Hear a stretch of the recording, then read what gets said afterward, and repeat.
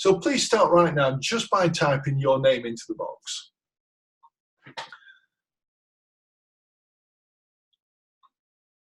That's brilliant.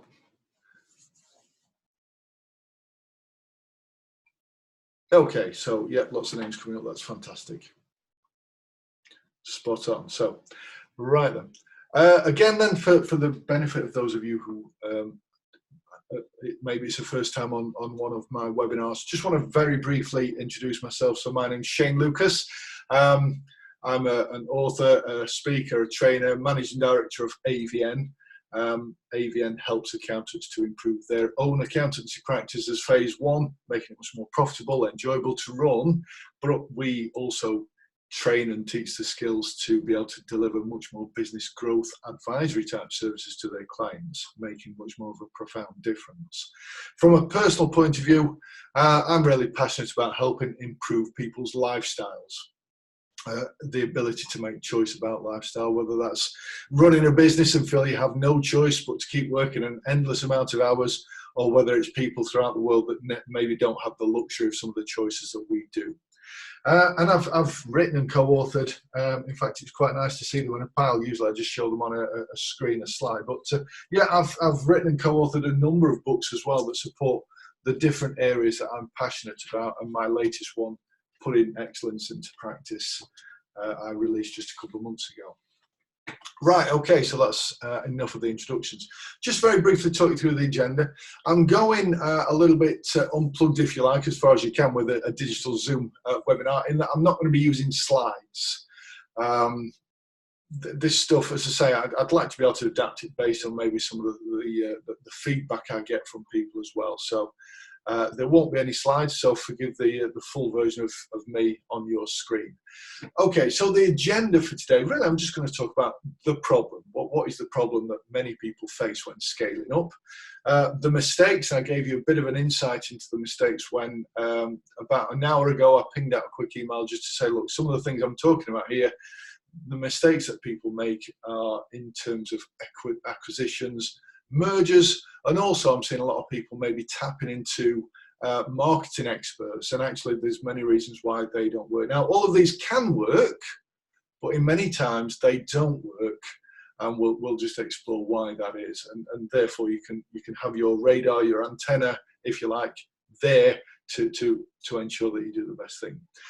Then we're just going to have a look at what are the common factors that people do have in place that enable them to scale up without it adding to that burden of, oh, if I've got to scale up, it means I've got to work more hours.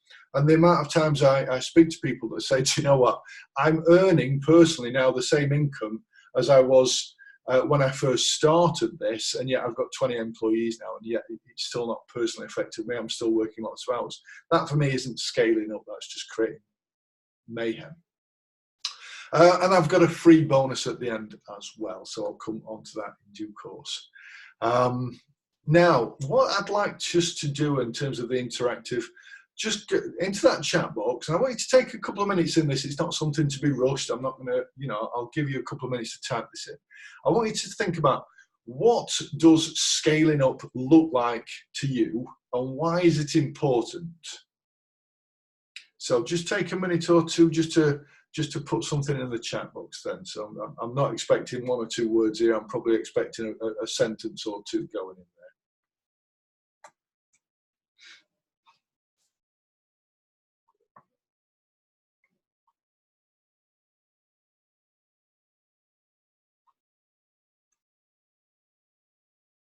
Yep, thanks, Timothy. Thanks, Jen.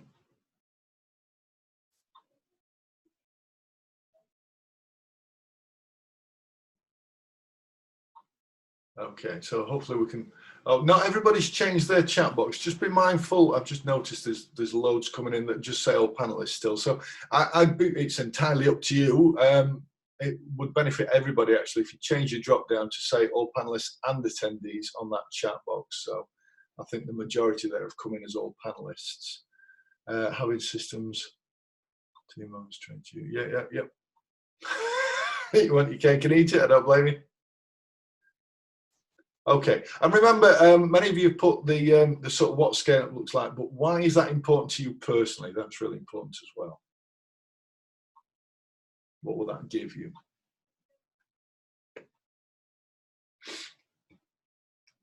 Yep, spot on. Thanks, Sarah.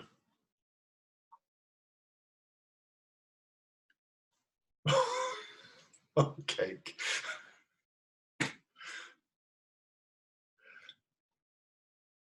Okay. All right. I'll still just give it a few more seconds while they come in. I'm just going to give you a heads up. I'm suffering with a chest infection and my voice comes and goes. So I'm hoping it will stay with me the duration of this webinar. Yeah, let's hope it does. Okay. Well, thank you for putting those comments in. That's brilliant. Okay, so I think that looks like it's settled down a bit now. So I'm just going to have another question for you just to type into the box. What are the problems that you face so far in scaling your business? And when I say problems, is that a personal problem, as in you've had to work a lot more hours than you thought you would, or you get into that point, it's maybe strained the relationship, or from a business point of view, has it worked, or has the profits gone down as you've grown the revenue, for example? So just let me know what are the problems that you've hit. So I've got finding new clients. What else?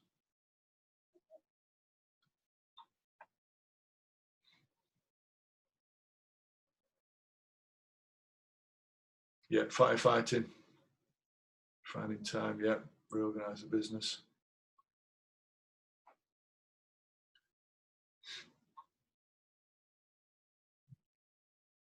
Okay, there's a bit of a raft of them went past my eyes there, so I can't read them all out, but obviously the point to the all attendees and panelists is that you can read through them, but yeah. So, Jonathan, you've put staff. Do you mean sort of recruiting the right people, or getting enough of them, or them doing the stuff? Just be nice if you could just expand on that as well. Human errors interaction. Okay. Okay, that's brilliant. Thank you. Right. Okay, and then oh yeah, there's a few more coming in, and don't hold back just because I moved on. If you're still typing, please do finish the whatever it is that you type in there, because this is really, really useful. Okay, and then I've just got one more thing, and then I shall let you relax for a few minutes. I've created a bit of a poll. Now, those regular attenders out there will know that it's, well, I don't even remember the last time I did a poll, if ever I've done one. So let's hope this goes according to plan. I'm just interested, as I said in the original email, this is for firms that are turning over a certain amount per partner that really want to reach another amount. So what I'd like to do, just very quickly, rather than me getting you to type all these in, this is more anonymous from everybody else's point of view. You should have a poll in front of you, and I just want you to take, there's two questions on there. Where are you now in terms of your, and this is income per partner. So you may have 6 partners. What's the income per partner? Just let me know where you roughly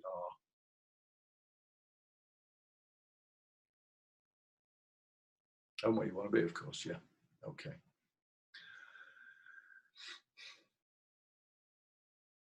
Now, I did notice somebody ticked the 2 million plus and then unticked it and selected something else. Now, as I say, this is not, I'm not seeing the names of people here on this, but I just want you to know that we've got, we work with a few people that are one single partner. There's a 2.2 million, there's a 3 something million, and at our recent conference we've got a 5+ million. So don't think that that's not doable. I'm not suggesting you've got to go there, but I saw somebody tick it and then change their mind, so I don't need to feel that it's not achievable. Because true scaling means obviously you can scale up and achieve those through the stuff that we're going to be talking about. Okay, so I think that's settled down now. I'm just going to give you about 5 more seconds to make a decision, and then we'll move on from that. Okay, cool, good stuff. Thank you for that. Right, brilliant. Now I'm just going to leave that somewhere that I can see it and refer to it. All right, brilliant. Okay, Let me just, I've got a few notes in front of me, so forgive me if I glance down at my screen. Yeah, I mean, what we tend to see, is that whether somebody takes over an existing, established accountancy practice, maybe they've worked through the ranks and become a partner, maybe they've started from scratch, is that actually, bit by bit, the running, the delivery of the accountancy business starts to consume more and more of their life. And as they reach a certain size, they get it sort of under control. They're earning a fairly okay salary, and they're working. I mean, a lot of people think working 50 hours a week is okay. I think personally they've just got used to working 50, 60 hours a week. But, some people are working 35, 40, even 30 hours a week, but they're not able to maybe scale up the business without it affecting where they currently are. And for me, that's the point to this webinar. It's about how do you make your current lifestyle better whilst at the same time scaling up the practice so that, yes, the profits are going up and ultimately the hours, the lifestyle, the enjoyability is coming down. I'll tell you what, I do have one final poll for you very quickly, and it's just one question, so let me just go to the next one. I'd just like you to tick, now on this one, just for a launch it, you can tick one or all. Well, probably the last two probably conflict with each other, but just tick the one or several that apply to you. So I've put that on screen right now. So in other words, what's really important to you that you'd love to see, not necessarily where you are now, but what you'd love to see either more of or do more of, or things like that.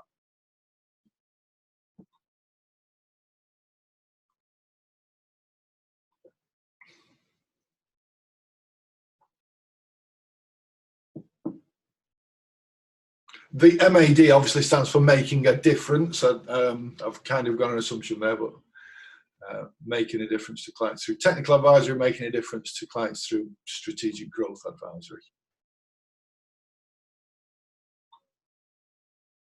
Okay.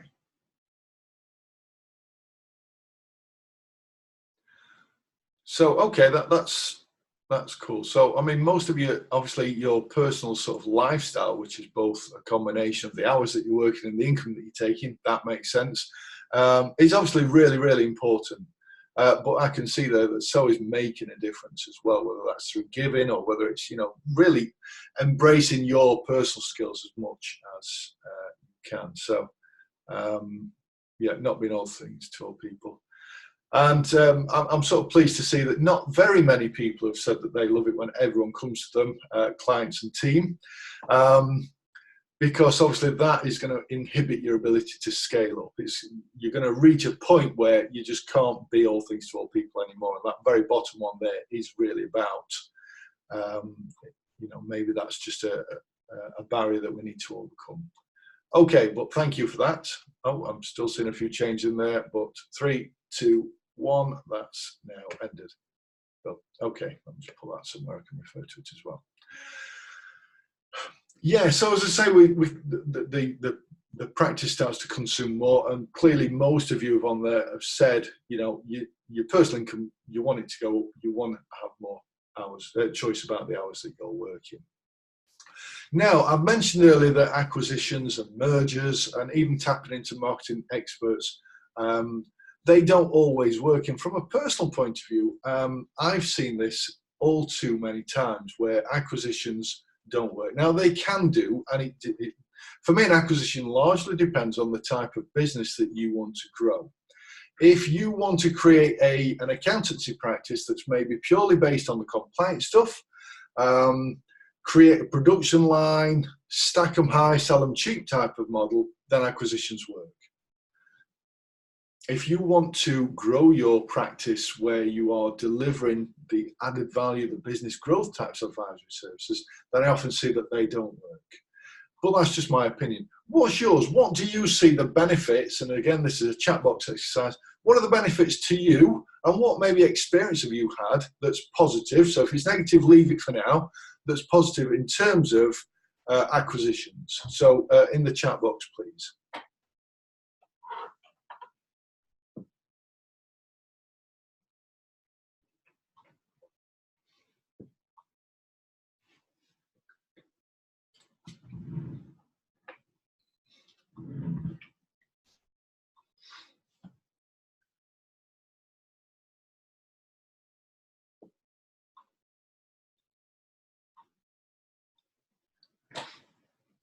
So I'll just give you a minute or two just to pop me some benefits. And if you've not understood the questions, put that in there as well. But why would you go down the route of buying a block of fees basically from somebody else? What are the benefits? So you've grown organically, and I think that's certainly a great way to grow, Sarah.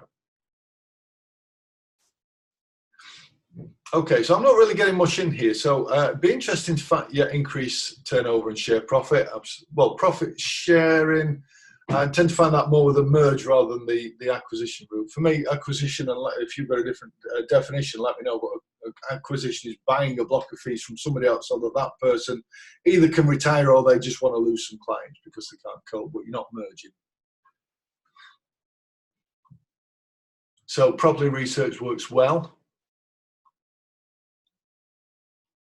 But you had to see, well, it's sufficient due diligence. Absolutely, completely agree with that. Yeah, you'd never buy fees. Yeah, and I think that's, well, again, it depends on the model that you want to create, but I think that's a good attitude. We've always planned to grow organically.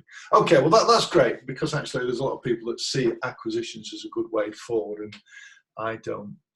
Not involved in one. Yeah, it went badly. Okay, brilliant. All right, well, thank you for that. What do you suspect are, and I've kind of spoiled it a little bit because I've voiced my opinion before asking this question, but what do you suspect are the negatives? Why don't acquisitions work? And just give me some of those as well, because it's beneficial for everybody to see everybody else's sort of feelings around these as well.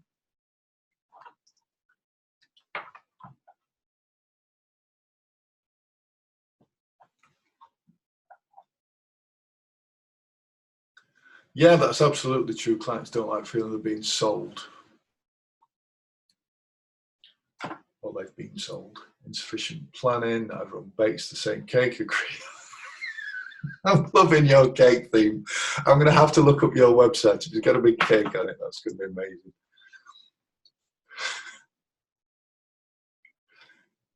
Yeah, absolutely. Absolutely. So, I mean, all of most of the comments on there, in fact, I'm still getting a fair few that are just to all panelists. So, again, I recommend if you can change that, that's great. But I'll just read some of the ones. You know, clients are likely to move on. Others have flashed past me now. Culture differences. I read that one out. Not been involved in one, but picked up a few clients from transfers that went badly. I think I read that one. So, okay. Ultimately, I think it looks quite unanimous here that they don't work. Another few mistakes I've seen, though, is that acquisition, people have bought a block of fees from a retiring accountant only to discover that most of their clients are about the same age and they're kind of retiring anyway. So that's one to add to the list of why nots from a retiring accountant. But as I think it's come through here, you know, the values don't necessarily match. They bought the other person, and now who are you? Maybe you're different in terms of your values, and quite often the quality of the client base isn't that great. So I don't recall now who mentioned it, but yeah, the due diligence is so important. And the due diligence usually results in there's probably 5 to 10% of a decent client base in there, which means lots of negotiation takes place. And quite often with acquisitions, there is a clawback agreement in place so that, you know, obviously you buying the fees, if you lose clients over, say, 3 years, then you don't have to pay the same amount of money.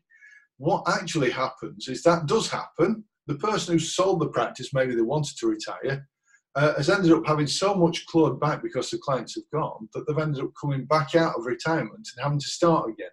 And I'm seeing people in their late 60s, 70s having to start up again. And it's just not good. Now, what you do for those people, I don't know. I'm talking about being on the other end. That it just seems a lose-lose. So anyway, I think we've done acquisition pretty much to death. What about mergers? What are your thoughts on mergers? What are the benefits of merging first?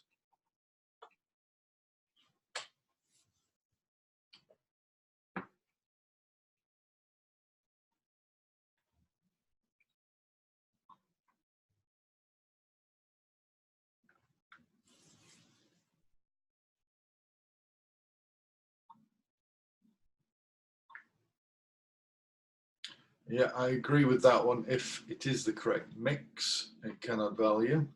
Sharing of ideas and knowledge, yeah. Sharing resources, reducing IT costs, agree with all of those. Yeah, totally. Yeah, well, I agree with that, Jan, completely. I'd say that was more of that's obviously a negative, that personality issues are not necessarily known at the start. And sadly, that's something I've seen on a very regular basis.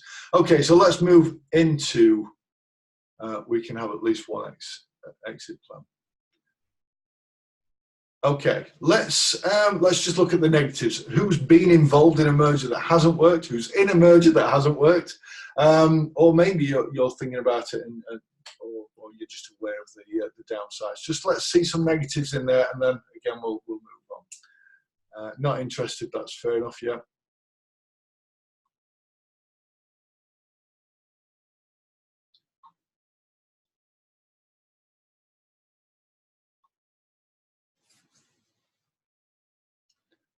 Okay, so so far I've had one, but that's fine. We all type at different rates. Yeah. Okay, so they're coming in then. Choosing the lead person for the practice. Yes, that is absolutely imperative. And that's something I was going to talk about in here as well. So whilst they're coming in, yeah, I'm just going to share mine as well. I mean, what I tend to see more than, obviously I work with a lot of accountants. What I tend to see with the multi-partner firms is that there isn't always standardization throughout the practice. It tends to be run as different sole traders, if you like, all running under the same umbrella, but doing things their own way, different pricing, different customer service standards that are in place. The output, the consistency just isn't there for a start. So that's often one challenge that I see, which can be confusing for a customer if they don't get to speak to their dedicated partner, or maybe they've come in a couple of times to talk about working with that business, and then they get completely different, have completely different conversations about what to expect. Sorry, I'm battling with this cold I've got. So that's one aspect. I think the team can often be demoralised as well if they're a shared team, if you like, between the partners, and it's which boss do I please? Where do I set my priorities to? Decision making is appalling, because actually quite often these mergers they're either equal, or at least they are. Yeah, that's right. Yeah. Given that that's gone to attendees, I don't need to necessarily read it out, but you're quite right, clients can feel lost. But decision making is one of the most important aspects, because they form a committee, and if one person's not all up for it, then it makes the whole decision making process terrible. And so I think they can work if the values are really, really tightly in line, and there is a dedicated MD who has the authority to make the final decision, and everybody will go along with that. And it's very rare. I'm not saying I don't see it, but it's very rare I see that.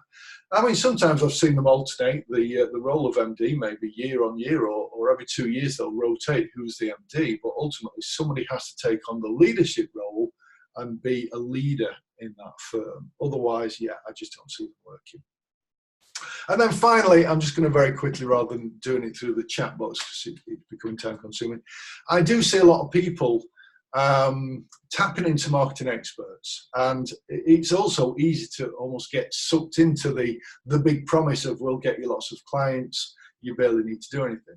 Now, again, I'm not saying this doesn't work. I'm just talking about sometimes they don't, and quite often what I tend to see is that people do get lots of clients, but the quality is appalling. They tend to end up with lots of sole trader or tax return only type clients, or the companies are just, do you know what I mean? They've not got what they wanted. So there is a big sort of sexy promise of, we'll just put this in place and have lots of clients knocking on your door. Or we'll do your social media for you, or we'll do this for you. And I tend to see people just throwing money literally at this problem and not really getting the results that they wanted. And in my personal opinion, no one can market you like you. And so for me, getting the training on how to better market Tapping into people who can be your marketing admin, whether that's insourced or outsourced, is really important. But and getting the process in place, absolutely. But what we tend to see here at AVN is that by helping people just establish those basic steps in place, and then they can produce the marketing that really works for them. But at the same time, I mean, many of you said we've grown organically, and there are much better ways to grow your practice without the expense involved in the heavy marketing and the advertising of those things as well. Okay, I just wanted to mention those three things. Now, what does work? Well, I think the most important factor in scaling up your accountancy practice into a accountancy business is this, the mindset. Because most partners, most owners of any business really feel that actually it's me that my clients are buying. And the only way you're going to really effectively scale up into a true business, and this is what I'm talking about here, is by changing that mindset into they're not buying me, they're buying a solution. And it's a solution that anybody in my business should be able to offer. And therefore, the point is creating a business that means that those solutions can be delivered consistently to your high standards to any of your clients. And let me know if you disagree with that statement in the chat box. So what we tend to find is, you know, the people who've really created true scalability, and I mentioned a few examples of, you know, the 2 million, the 3 million, the 5 million, and there are lots of people in between those as well from the, just because they've put this stuff in place, is that they accept that they can't do everything and they collaborate with other people. They get their team on board,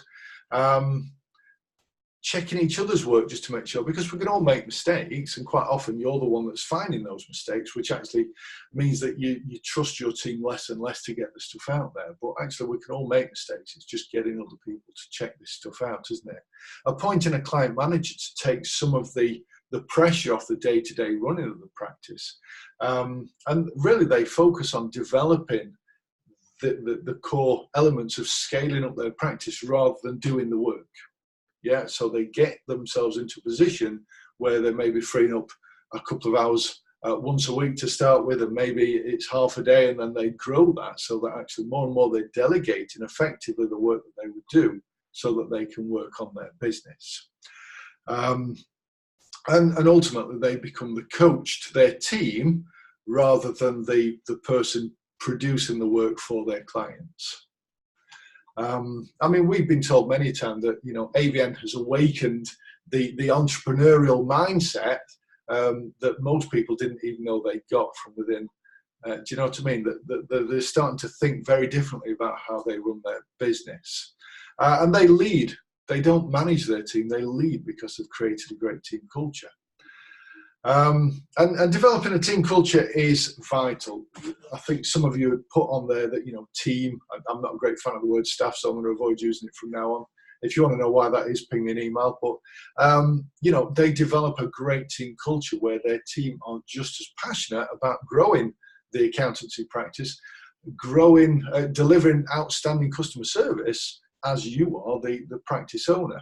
And you can only do that by attracting the right people in the first place and making sure their values are totally, or as much as possible, aligned with yours. Because if they see the world differently to you do, they'll not get why you want to do things in a certain way, and they'll resist and they'll just simply not do it.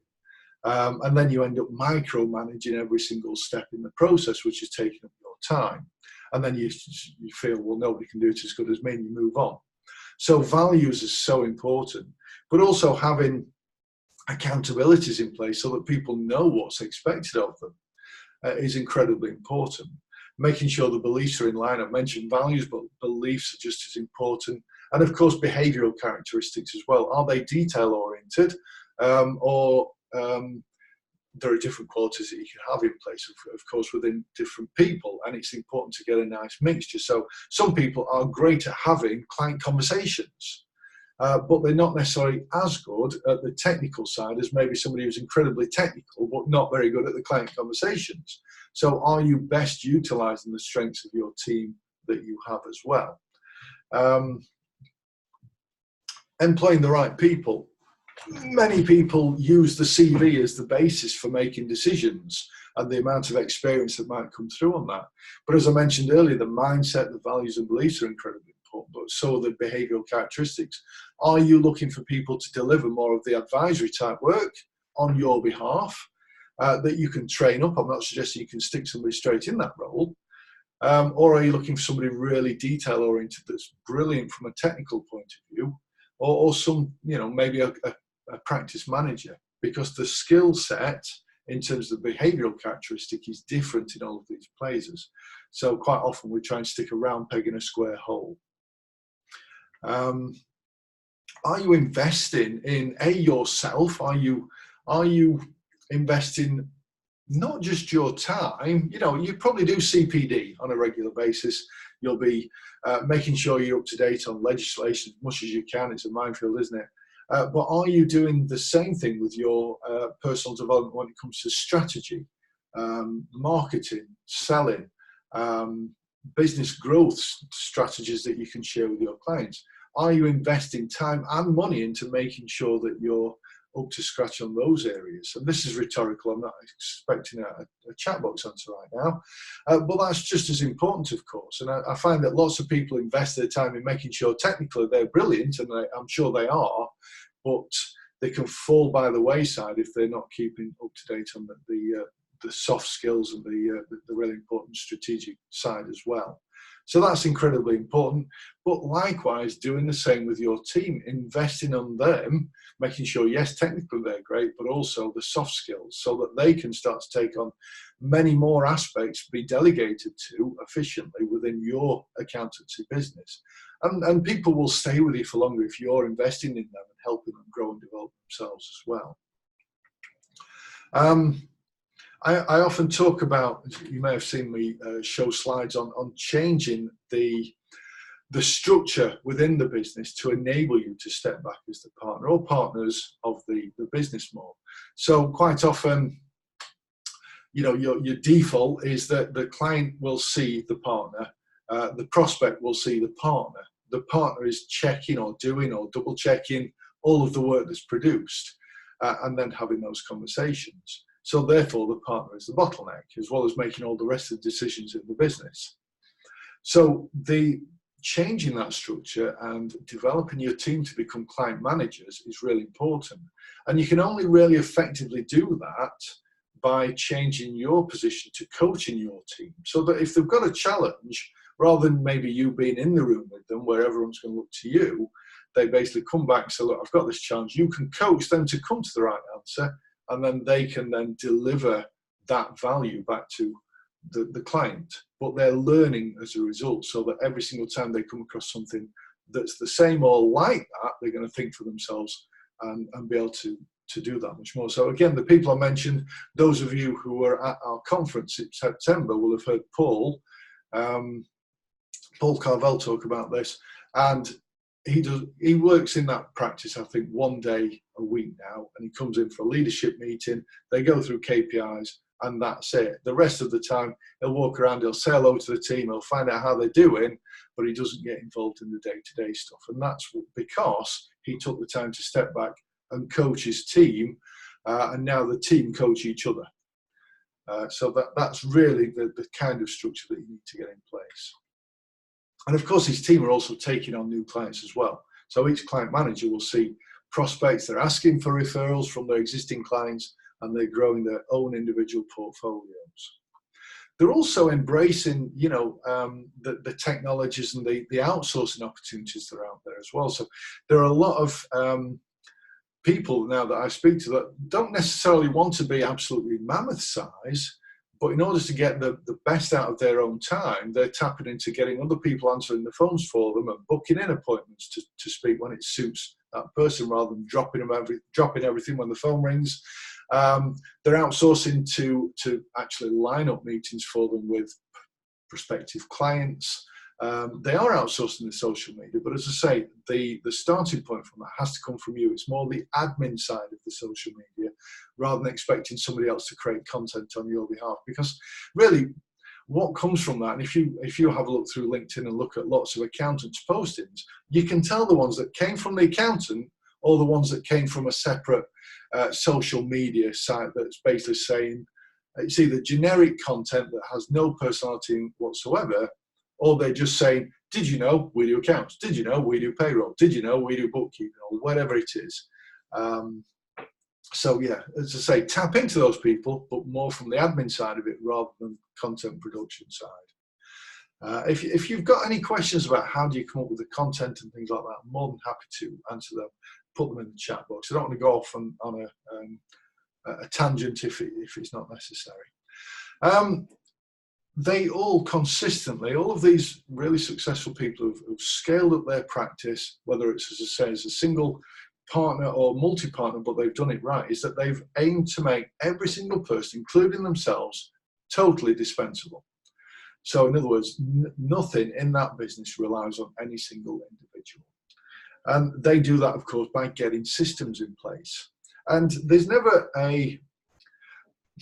the best time to start putting systems in place is now, regardless of where you're at in your business. If you don't have systems in place, now is the time to start doing it. Yeah, no problem. I get that.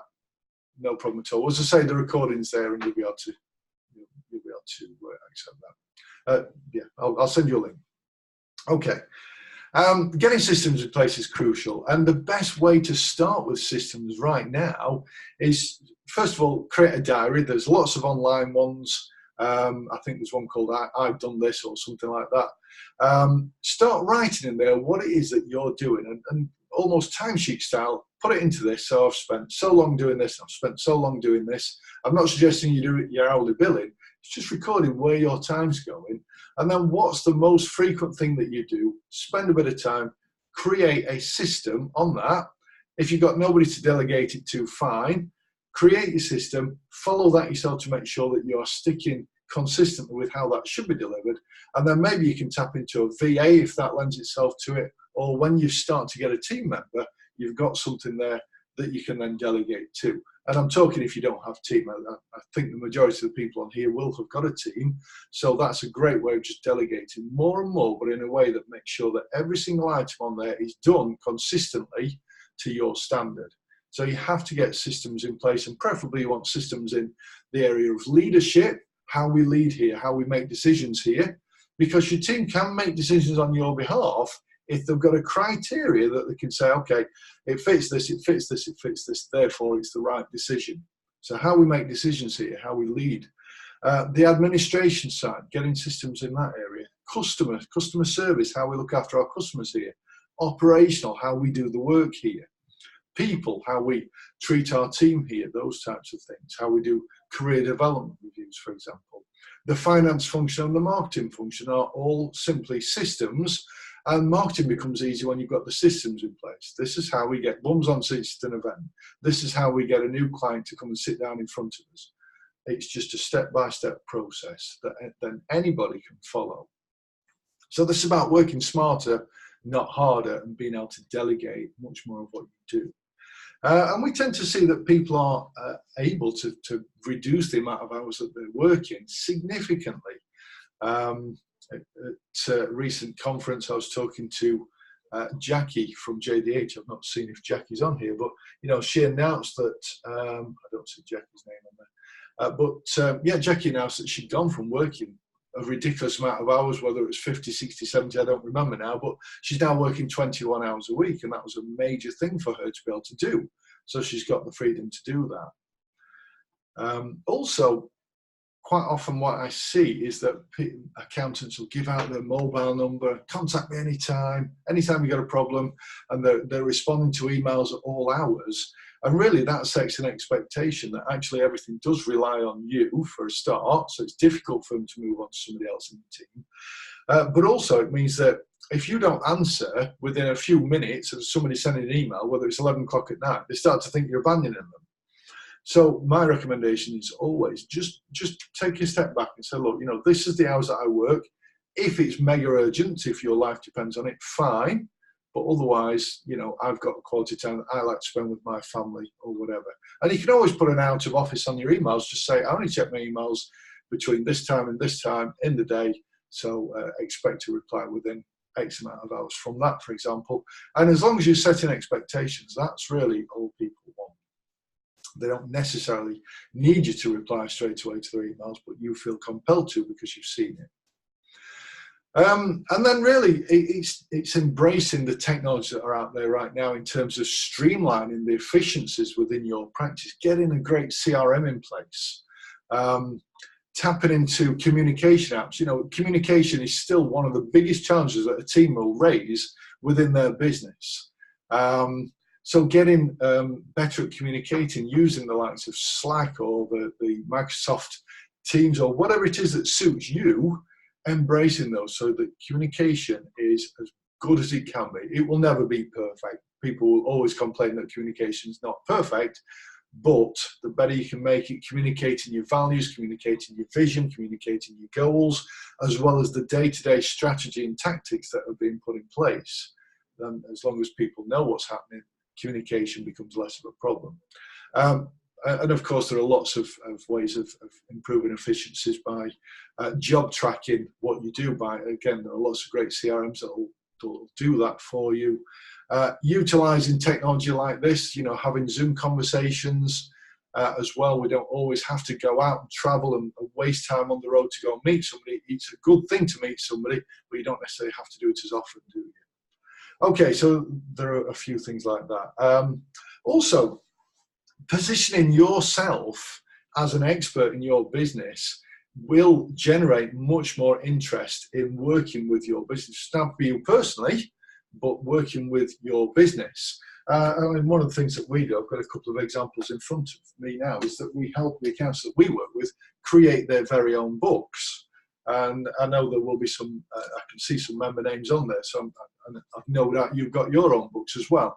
But these act as a massive game changer once you've got a book. And yes, people will probably want to seek you personally out, but by then talking about the fact that the systems, the structure that you put in your book is delivered by every single member of your team, let me introduce just the best person for you right now, is a great way of scaling up your business, but still attracting the work to your accountancy practice.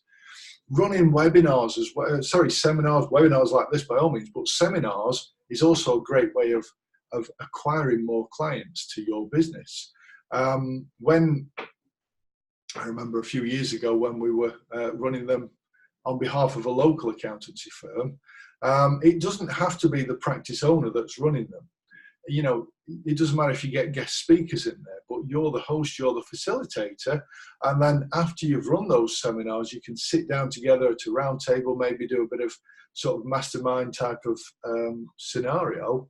Then again, you're the one that they're speaking to, you're the one that they're building the relationship up with, and then it's you that's going to be drawing in the interest from people who want to work with your accountancy practice. So again, if I go back to Paul, in fact, Chris as well at the conference, they talk very highly about running the BBFs that we talk about, but BBF just stands for Business Builder Forum.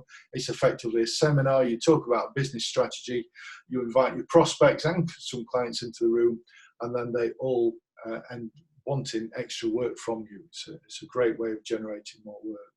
And of course, just tapping into the likes of social media, but be yourself and get on there yourself.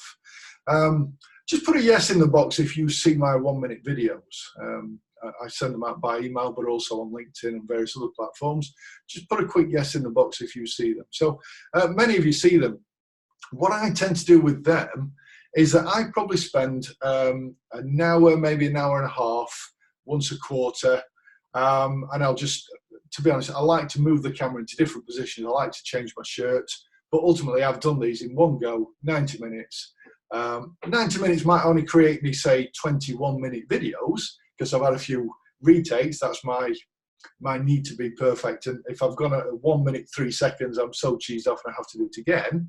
But it's not that time consuming. You know, spend a few minutes, right, what are the things I want to write about? What's the outcome that I want from this, that I want the audience to get? And then I'll just stand there and talk. Now, I'm not suggesting for a single minute that the first time I decided to do that, it went perfect. Sometimes it would take me 90 minutes to create one 1-minute video. But the more you do it, the better you get at it. Where's my 1-minute video? So my 1-minute video, I post that on LinkedIn. every single week. So if you're on my LinkedIn, just make sure you tick the box to follow me as well as just being connected with me, because you'll see those more often then. But also, if you're on my mailing list, you should definitely get them from that as well. So if you're not getting them, Karim, yeah, that's an easy way to do that. So yeah, social media, as again, it has to be you. And what I also do is repurpose those videos. So they get sent off to rev.com, they're transcribed, and then what we tend to do is a few weeks after the video's gone out, the same content goes out, but in text onto LinkedIn. And what you tend to find is some people like to watch a video, some people like to read the text. So I get just as many views and likes, if you like, of the written version of the video than I did on the other. So it's worth just repurposing that. And the best way to do that is start from a video, isn't it?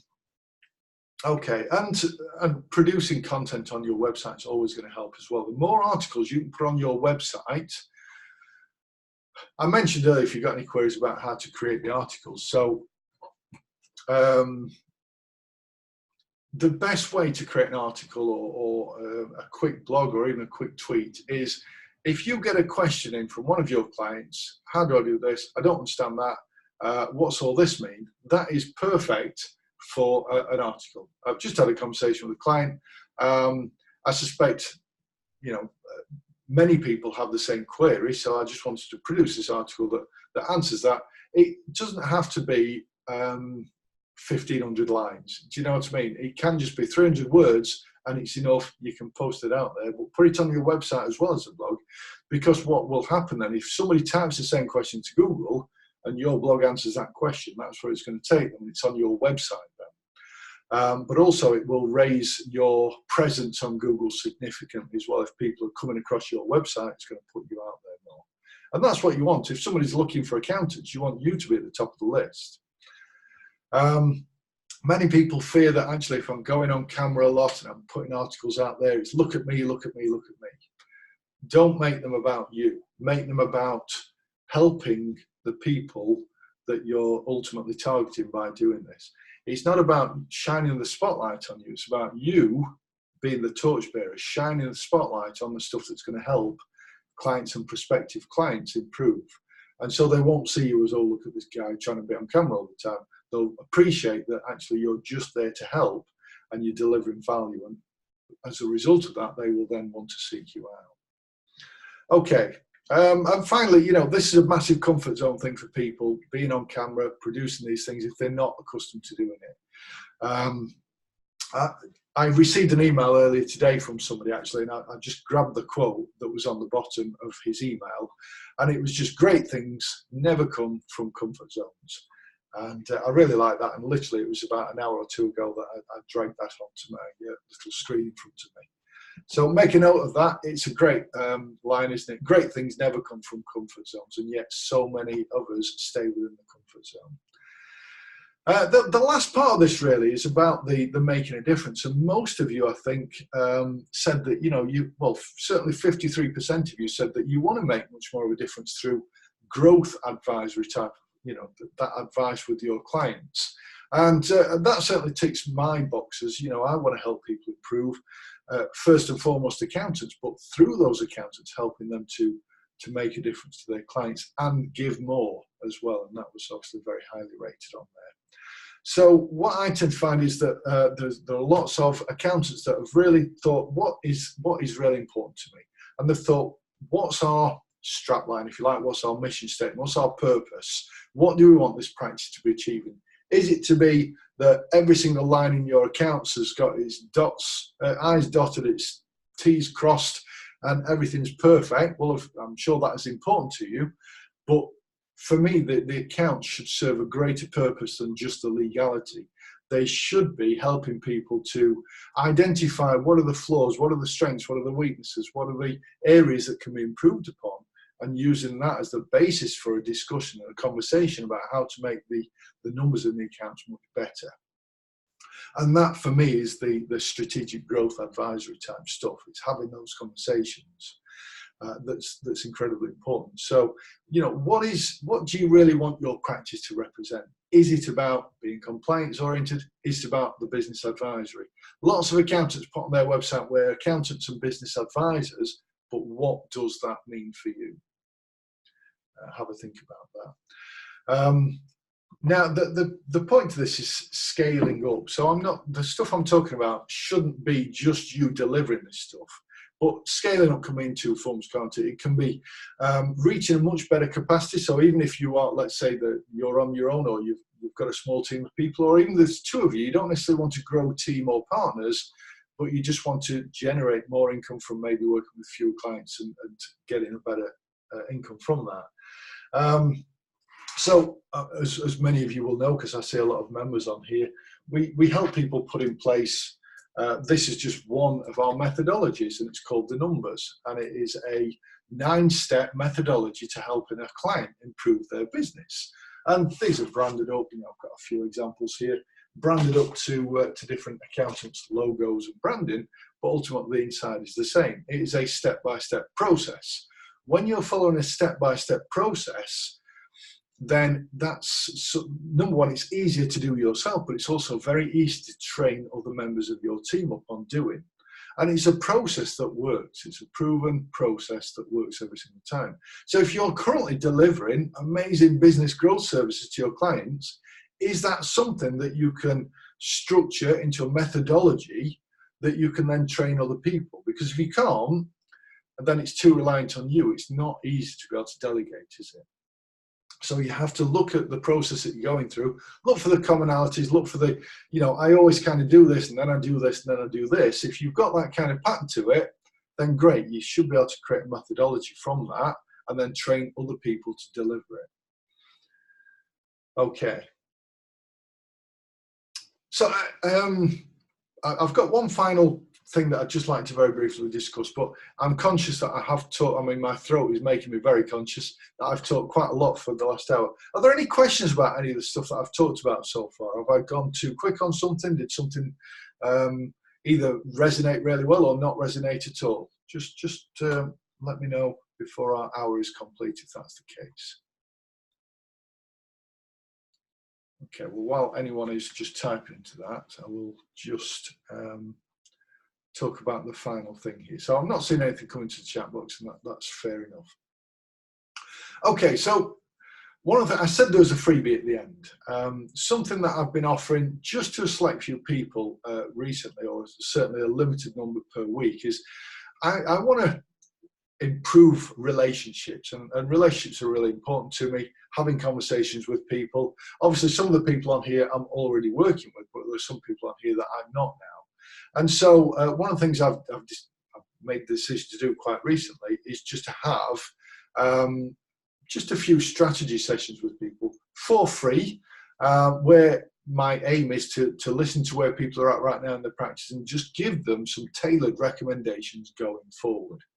Now, I can't do that for everybody, and really within the remit of this, if you remember the email that went out, the basis is if you're currently turning over between 120 and 400k and you're wanting to take that up to, whatever the next level means for you, and obviously you've filled that poll in, how important is that to you for a start? If that's something that's important to you, then great. Are you going to be prepared to take whatever action, whatever recommendations I give you? Because if not, then it'll have wasted both of our times. But if you are passionate about doing that, you are going to be decisive and think, yeah, that is something I'm going to do. Whatever the recommendations I give you, then I'm offering just a few of these calls per week at the moment. Now, my next couple of weeks are quite tied up with a recent thing I did. But if that's something that's important to you, and the description that I've just given, really, you want to grow your practice, you're currently turning over between 120 and 400k per partner, you'd like to have an hour of my time just to pick my brains on anything that you want to, then just pop a yes in the chat box. If you prefer, you can make that back to all panelists only, but I don't know that that matters too much. Put a yes in the chat box, and then I'll get somebody just to arrange something with you for a time that suits you. Okay, so quite a few yeses have come in already, and more than happy doing that for, yeah, that's great. Okay, so there's quite a few coming. No problem whatsoever.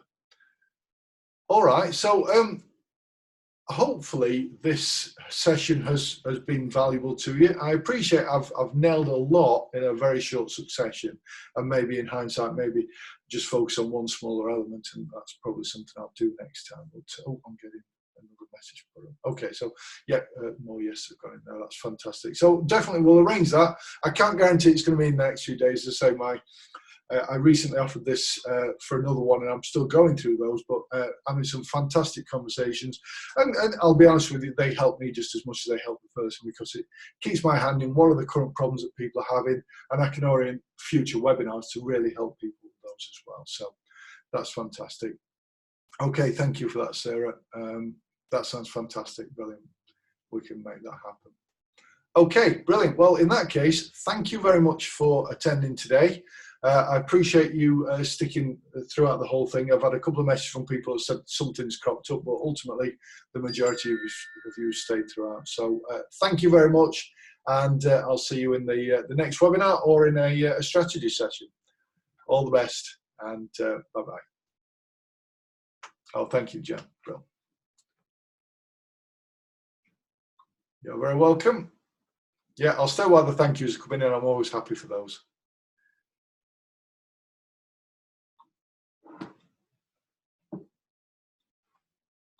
Lovely, much appreciated. Thank you. Right, well, I will end that now. So thanks again, everybody. Bye-bye.